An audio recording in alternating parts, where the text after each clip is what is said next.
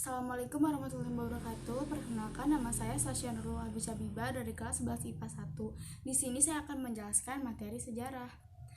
Nah, pertama, pada bidang pendidikan. Pada bidang pendidikan, pemerintah kolonial berhasil memanfaatkan rakyat kita untuk dijadikan pegawai administrasi yang terdidik, terampil, tapi dihargai dengan murah.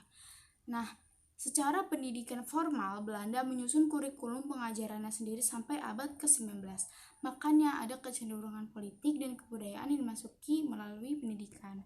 Nah, lama-kelamaan hal ini membuat sebagian kalangan menjadi geram. Alhasil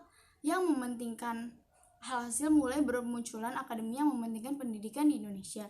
Mulai dari berdirinya Budi Utomo, masuknya pendidikan berbasis agama seperti Muhammadiyah, dan tentu saja lewat Bapak Pendidikan kita Ki Hajar Dewantara. Perhatian pada pendidikan semakin tegas tatkala etis diberlakukan pada tahun 1911 melalui tokohnya liberal Tuhan van Deventer. Kebijakan politik etis mereorganisasikan serta mengembangkan sekolah-sekolah baru pada jenjang pendidikan.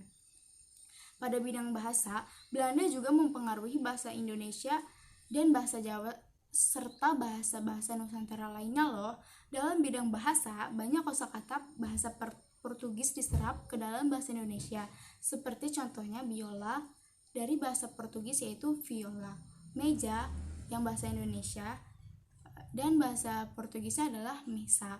Selanjutnya mentega dari bahasa Portugis yaitu menteiga. Bidang ekonomi.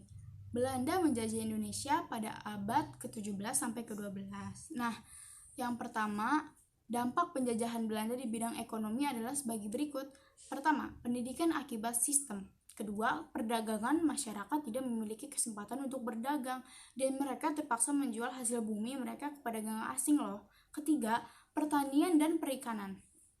Seperti halnya perdagangan, hasil dari pertanian dan perikanan masyarakat pribumi dirampas oleh kolonial Belanda dan dipaksa menjual ke pedagang swasta asing. Masyarakatnya tidak menikmati hasil kerja keras mereka sendiri loh. Selanjutnya, adanya kerja rodi yang telah membuat masyarakat Indonesia menderita pada zaman penjajahan. Mereka dipaksa kolonial Belanda untuk membangun jalan raya, irigasi, rel kereta, dan jembatan, dan lain-lain. Namun hal ini tidak bermanfaat bagi Indonesia hingga sekarang karena ini hanya dimanfaatkan oleh kolonial Belanda. Yang kelima ada taraf hidup masyarakat. Karena penderitaan yang tak berkesudahan pada masa penjajahan, masyarakat Indonesia hidup menderita dan harus menjalani kehidupan dengan kehidupan sangat miskin sekali.